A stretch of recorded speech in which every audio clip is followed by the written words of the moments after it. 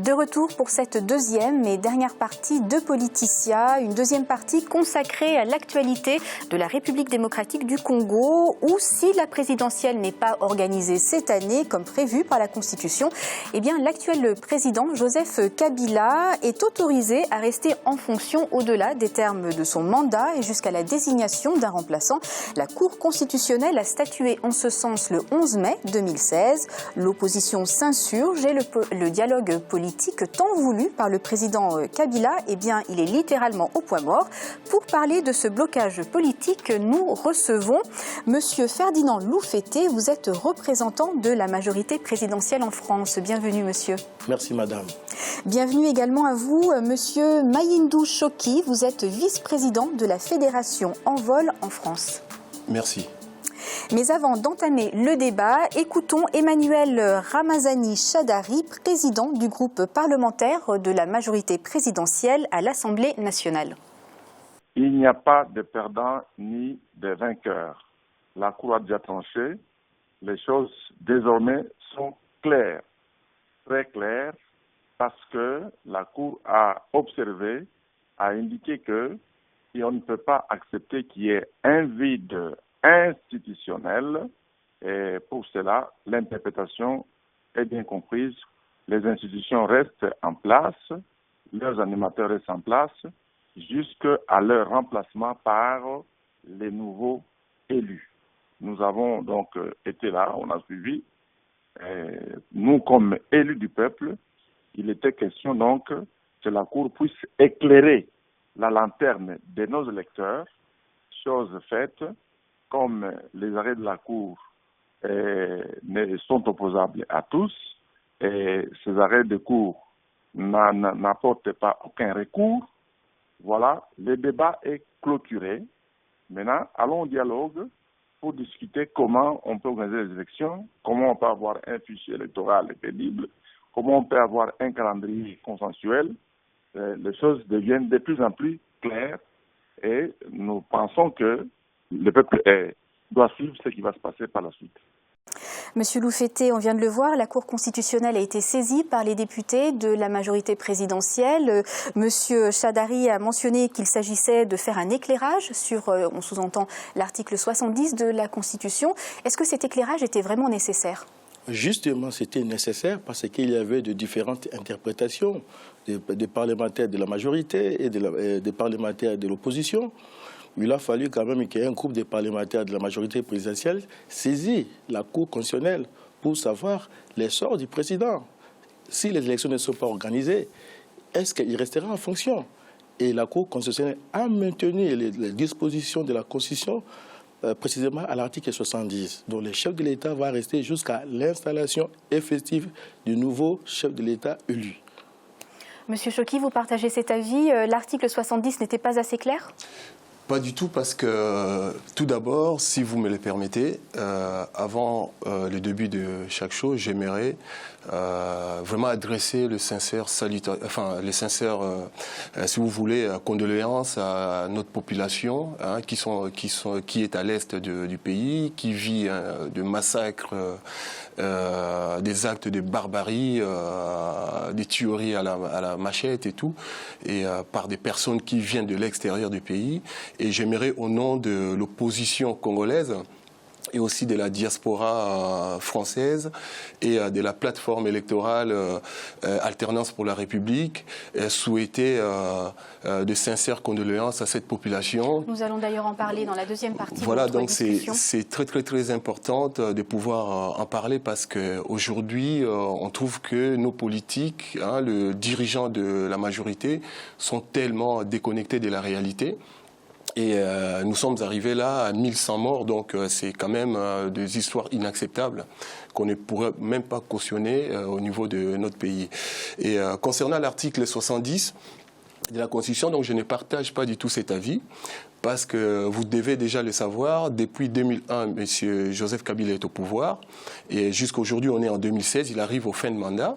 d'après le texte juridique de la Constitution, qui disent qu'il est élu au suffrage universel direct pour un mandat de 5 ans renouvelable une seule fois. Et là, nous arrivons au terme de son mandat et que la majorité et soi-disant avec d'autres partis politiques ont saisi la Cour constitutionnelle pour émettre encore ces débats sur la table. Or, l'article 70 ne nous dit pas ça. Nous disent que non, déjà, M. Kabila a fait le premier mandat, il arrive au terme de son deuxième mandat et c'est fini. Mais est-ce qu'il est bon d'appliquer cette politique des élections à tout prix? Est-ce que les conditions sont réellement aujourd'hui assez bonnes dans votre pays pour aller à une élection présidentielle? Ah ben bien sûr, parce qu'il y a encore le temps. Il y a encore le temps de pouvoir organiser les élections. Et ces manœuvres-là politiques que M. Kabila et sa majorité prônaient, si vous voulez, depuis il y a 2 ans, 3 ans. Déjà, il y a eu des slogans de la part des dirigeants de l'opposition en disant que Kabila demeurera toujours au pouvoir, Kabila désire, tous ces types de slogans. Monsieur Loufeté, est-ce que les conditions sont assez bonnes selon vous? Vraiment, il n'y a pas de conditions nécessaires pour l'organisation des élections. Et pourquoi les conditions n'ont pas été réunies? D'abord, la mise en jour des fichiers électoraux. Depuis 2006 ou 2011, il y a les enfants sont nés. Actuellement, ils sont quand même... Enfin, ils avaient 16 ans ou 17 ans. Maintenant, ils ont majoritaire. Normalement, ils devaient être insérés dans les fichiers électoraux. Mais on savait que les élections devaient se tenir. Pourquoi est-ce que les dispositions n'ont pas été prises? Les dispositions ont été prises, mais il y a toujours des manœuvres dilatoires de l'opposition aussi. On appelle, venez, on va travailler ensemble pour pouvoir... Les fameux dialogues. La problématique des dialogues, c'est quoi? C'est relancer les processus électoraux, assis sur la même table pour pouvoir organiser les élections apaisées. Là, ce n'est pas aussi la question de la majorité, c'est la question de la CENI. La CENI, il y a aussi l'opposition et la majorité vont travailler dans l'ensemble. Mais les problèmes qui se posent actuellement, nous sommes prêts, nous, majorité présidentielle, pour affronter les élections. Mais nous voulons quand même que les conditions soient quand même réelles. Est-ce que vous avez déjà un candidat d'ailleurs? Parce qu'on attend.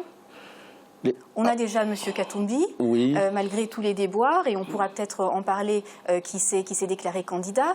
Quel est le candidat de la majorité présidentielle? Il y aura le Congrès. C'est le Congrès qui va désigner quand même tel sera le candidat de la majorité présidentielle. En tout cas, M. Choki, la Cour constitutionnelle a tranché. L'opposition est vraisemblablement pas d'accord. Que propose-t-elle donc? Aujourd'hui, si vous voulez, il y a beaucoup d'experts, si vous voulez, en matière d'organisation des élections. Et nous avons cette organisation, cette institution qui est la CENI, donc la Commission électorale nationale indépendante, que j'estime, moi personnellement, lorsqu'on arrive à accepter à manager cette institution, il y a un budget qui est alloué auparavant. Donc, dans tout domaine, dans toute institution, lorsqu'on arrive à accepter une proposition telle, et déjà, on planifie un budget d'organisation des élections. Et monsieur Nanga, qui est le président de la CENI, et là, il y a quand même des propos qui sont inacceptables de la manière dont on parle de la chose. Parce que Kabila, si vous voulez, et la majorité présidentielle ont manigancé avec la Cour constitutionnelle déjà pour favoriser... Monsieur Loufeté, la Cour constitutionnelle est-elle indépendante ou pas? C'est indépendant, c'est une institution indépendante. Ça, non, pas du tout, ce n'est pas du tout indépendant parce que l'article dit quoi? Cet article 70. Le président de la République est élu au suffrage universel direct pour un mandat de 5 ans renouvelable une seule fois. À la fin de son mandat. Donc, c'est-à-dire cet article explique quoi que il est à la fin de son mandat et le président, il lui restera juste pour l'alternance, pour assurer l'alternance. Ce n'est pas pour rester au pouvoir. C'est-à-dire, il est là pour un laps de temps pour assurer l'alternance. Et comment éviter un vide à la tête de l'État si les élections n'ont pas lieu? Justement, ça relève de la mauvaise foi de leur part. Parce qu'il y a eu un budget qui a été voté depuis 2013 de mettre de côté 250 millions de dollars pour l'organisation des élections. Et on arrive, en fait, de leur part, à faire des actions ou des projets qui n'ont même pas lieu d'être. Madame, gaspiller de l'argent. Où est passé cet argent, Monsieur Loufeté? Oui, le problème de budget la CENI a des difficultés pour avoir des moyens. Même le gouvernement avait prévu 580 millions de dollars, si j'ai une bonne mémoire, mais le 30 juin 2015, à l'occasion du 50e anniversaire de la RDC, le président Joseph Kabila avait dit, pour la bonne tenue des élections dans notre pays, il faut au moins 1 milliard de dollars. Vous voyez quand même l'équivalence avec le montant que le gouvernement avait prévu. Et c'est que les experts, puisque le président Kabila, quand il avait dit, c'est-à-dire qu'il avait toutes les estimations. Mais alors justement, est-ce qu'il était pertinent, est-ce qu'il était vraiment important d'organiser l'élection des gouverneurs ? Est-ce que la présidentielle n'était pas plus importante? Mais c'est plus important parce que c'est ça qui détermine quand même la vie politique dans notre pays. Tout ce qui est les discussions, les débats politiques actuellement, mais c'est à cause des élections présidentielles et législatives. Nous ne refusons pas. Même la recommandation du Conseil de sécurité, ils ont demandé quand même qu'il faut les organisations des élections présidentielles, législatives et les élections intermédiaires. Monsieur Choki. Par rapport à ces propos, et là on dira que non, la République démocratique du Congo, c'est un pays pris vraiment à la légère, quoi. C'est-à-dire c'est un pays qui manque 1 milliard, un pays qui a un drapeau, un pays qui regorge tant de richesses. Et ça, c'est provoqué déjà dès le commencement, en amont. Donc, c'est que s'il vous plaît, est-ce que nous avons des problèmes? Vous savez que même les matières premières, le cuivre, ce qui est les premières ressources de notre pays, le cours a quand même chuté. Non, l'organisation des élections, des élections, il y a aussi les barils des fonds, il y a la communauté internationale, l'Union européenne, s'il vous plaît, d'autres pays qui financent. Tout ce que vous faites aujourd'hui, qui sont hors budget, pour faire croire à la population... Citez-nous quelques exemples alors. Mais ils achètent des petits avions. Ils achètent des petits avions, des avions à hélice qui tombent en panne par-ci, par-là. Là, le dernier avion qu'ils viennent d'acheter à hélice... Qui achète? Les gouvernements. Les gouvernements qui est en collaboration avec les présidents de la République, qui achètent un petit avion à 15 millions de dollars pour faire croire à la population. Et là... Tous les gouvernements arrivent à l'aéroport pour inaugurer cet avion. Mais attendez, vous jouez avec ces pays. Je vais vous rappeler quelque chose. Je vais vous rappeler, Monsieur Loufete, s'il vous plaît, je vais vous rappeler quelque chose. Lorsque j'étais étudiant, moi ici à Limoges, il y a eu des amis étudiants qui sont de l'Afrique de l'Ouest. Leur souhait était à l'époque de venir vivre en République démocratique du Congo. À l'époque, les Zaïre. Leur souhait, c'était même pas du tout de venir vivre en France. Mais vous voyez l'état des choses, la manière dont vous mettez notre pays. Vous voulez répondre à ce que dit M. Choki? Non, je voulais l'expliquer quand même de mieux répondre les problèmes de l'arrêt de la Cour constitutionnelle. Tout ce qu'on parle là, même votre président, Denis Sassou, à qui je le respecte beaucoup, il était étudiant ici, il était rentré au pays. Aujourd'hui, il est député. Oui. Il travaille dans la vie politique. Alors, comme toi aussi, demain, tu peux rentrer. Là, c'est un faux départ. C'est qu'on parle de la question que madame nous a posée, les problèmes de l'arrêt de la Cour constitutionnelle. Oui. Est-ce que le président de la République va rester ou il ne va pas rester à la fin de son mandat? Le président de la République ne restera pas au pouvoir. Et quelle solution vous proposez? Ne restera pas au pouvoir à la fin de son mandat parce qu'on doit avoir le respect de textes juridiques qui constituent ce qu'on appelle notre livre de la Constitution de notre pays. Et ça, on doit les respecter. On ne peut pas aller de gauche à droite, aller voir d'autres institutions de manière à leur donner je ne sais pas quoi, comme vous avez l'habitude de le faire, pour qu'ils puissent être de votre côté. Vous savez bien quand même, la Cour constitutionnelle, c'est le seul organe qui veille à l'application de la Constitution. La Cour constitutionnelle a fait de manière à ce que le président de la République et sa majorité puissent demeurer, rester, s'éterniser au pouvoir. Est-ce qu'on va vers le chaos alors? Ah ben là, on n'ira déjà pas vers le chaos parce que nous sommes couverts déjà par l'article 64 qui dit que, parce que là, on rentrera dans le cadre d'une violation de la Constitution. On nous rentrera dans ces cadres-là. Et on fait recours à l'article 64 de la Constitution qui dit que tout Congolais a le devoir de faire échec à tout individu ou un groupe d'individus qui prend les pouvoirs par la force. Monsieur Loufete, oui. Dans l'intérêt de la stabilité de la République démocratique du Congo, qui a connu et qui continue à connaître quand même des rebonds de violence, d'instabilité, est-ce qu'il ne serait pas d'intérêt général d'organiser des élections? Madame, il y a des difficultés à l'heure actuelle pour organiser des élections dans les délais prévus. Mais le ton vraisemblablement monte. Quel que soit le ton, mais c'est les moyens. D'abord, il faut actualiser les fichiers électoraux. Il faut chercher des budgets conséquents. Parce que la RDC, c'est un pays qui est la dimension des 2 345 km². Ça demande des moyens nécessaires pour d'abord identifier la population et de mettre en route tous les kits électoraux. On ne peut pas comme ça, à coup de magique, organiser des élections comme ça. Et je pense peut-être qu'on va faire une élection bâclée, surtout l'élection présidentielle. En tout cas, on voit bien que le dialogue... Ça, c'est un échec de leur part. Parce que lorsqu'on a la tête du pays, même aujourd'hui, si Kabila part, il y a un nouveau président qui arrive, ou Katumbi arrive au pouvoir, et étant président de la République, on commencera à travailler directement. Le travail va commencer. Déjà, on doit prévoir. Mais c'est qu'eux, ils n'ont pas fait et ils ne veulent pas l'admettre. Ça, c'est une erreur grave. Monsieur Choki, vous mentionnez Monsieur Katumbi. Il est en tout cas visé par des poursuites judiciaires. C'est intéressant que vous le mentionniez, lui. Vous pensez que pour le moment, c'est le seul candidat de l'opposition qui puisse se constituer en véritable challenger? En tout ce qu'on voit aujourd'hui, Monsieur Katumbi fait peur à la majorité et au président Kabila. Tout ce qu'il est en train de vivre, c'est insupportable. Nous sommes des humains. Personne ne peut accepter ce genre de choses. Ces accusations sont donc contre lui sont infondées, selon vous? Pour moi, M. Katumbi, déjà, est ex-gouverneur. Il n'est plus gouverneur du Katanga, et ex-gouverneur, donc c'est un citoyen libre. Il s'est mis à l'opposition parce qu'il y a des choses qui n'allaient pas dans son camp. Et nous disons à l'opposition depuis, parce que M. Loufet... C'est pas le seul frondeur, en tout cas. Hein. Ah ben, pas du tout. Déjà, M.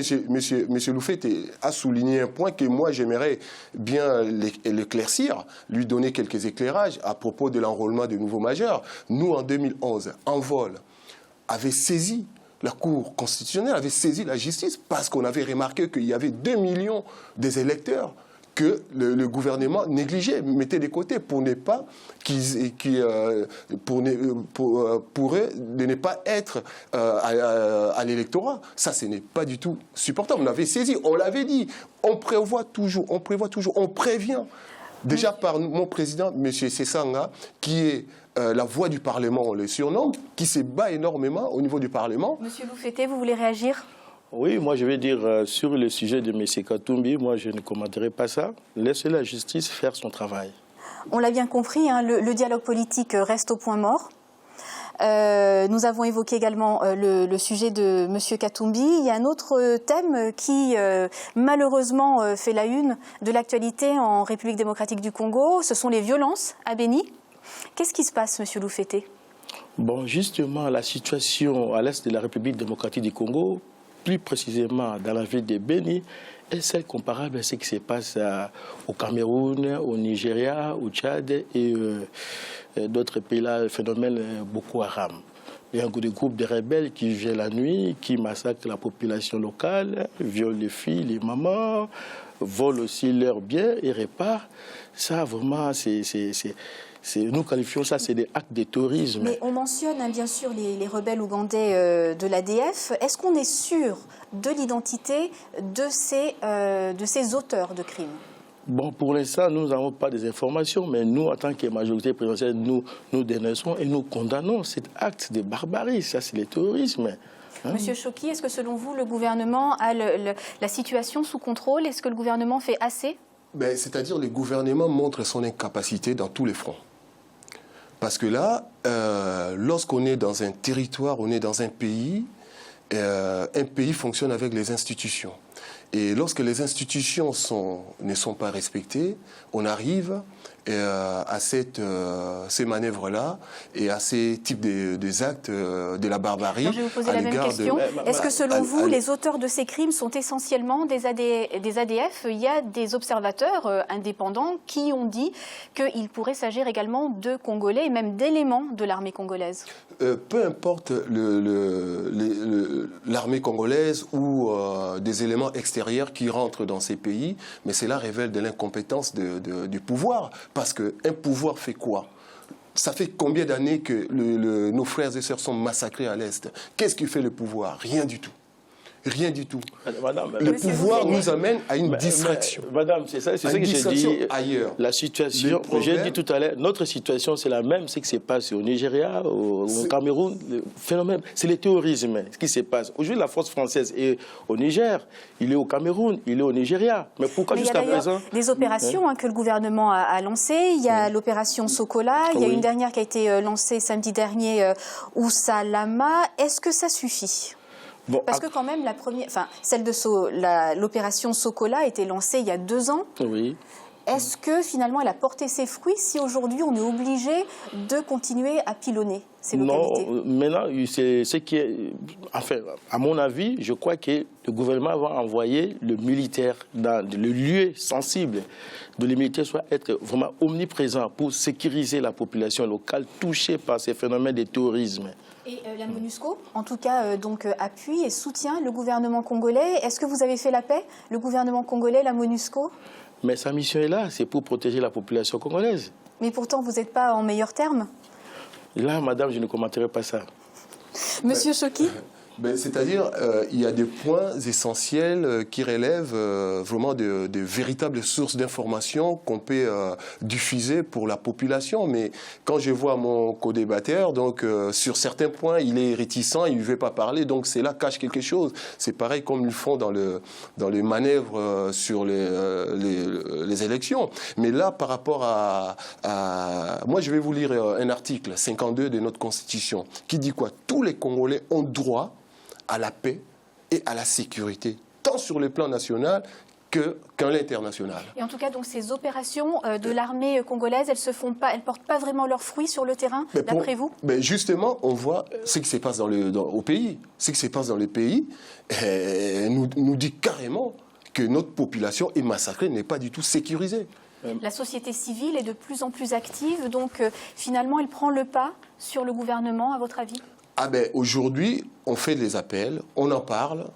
Il y a des réseaux partout, il y a même la diaspora en parle. Oui, sur les réseaux sociaux. Sur les réseaux sociaux, on en parle. On a même les slogans que nous tous nous mettons. Je suis béni parce que nous pensons à nos frères et sœurs des bénis qui n'ont rien fait. Ce sont des innocents. Du jour au lendemain, vous vous réveillez comme ça, vous voyez votre frère ou sœur éventré, des enfants. Mais dernièrement, j'ai vu les images, il y a une dame enceinte, mais éventrée, et le gouvernement ferme les yeux, il ne dit rien. Monsieur Loufeté, donc si on n'est pas vraiment sûr de qui commet ces violences, est-ce qu'on sait pourquoi? Madame, c'est... comme je viens de dire, c'est le terrorisme. C'est difficile à comprendre ce phénomène-là. Si, par exemple, nous, à RDC, nous sommes vraiment dans des difficultés, en plus forte raison, comme au niveau du Cameroun, du Nigeria, le phénomène Boko Haram, c'est la même mode opératoire.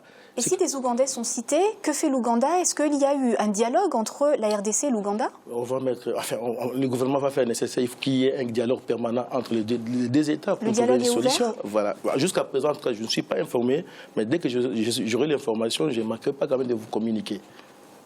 Monsieur Choki, dans l'immédiat, qu'est-ce qui devrait être fait pour sauver les populations de Béni et les alentours? Déjà, il faudrait sécuriser les frontières.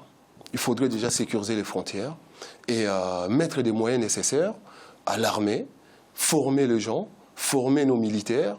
Et si vous voulez aller dans le cadre de la négociation avec les pays aux alentours ils ont trouvé que la RDC c'est leur ring de boxe pour venir combattre dans notre pays et tuer nos enfants, tuer nos frères et sœurs. Ah non, ça c'est nous ne l'accepterons jamais et nous ne se laisserons pas faire, surtout par rapport à ça, parce que là vous donnez l'exemple du terrorisme en France, mais on voit quand même des mesures de sécurité, même s'il y a des actes liés au terrorisme.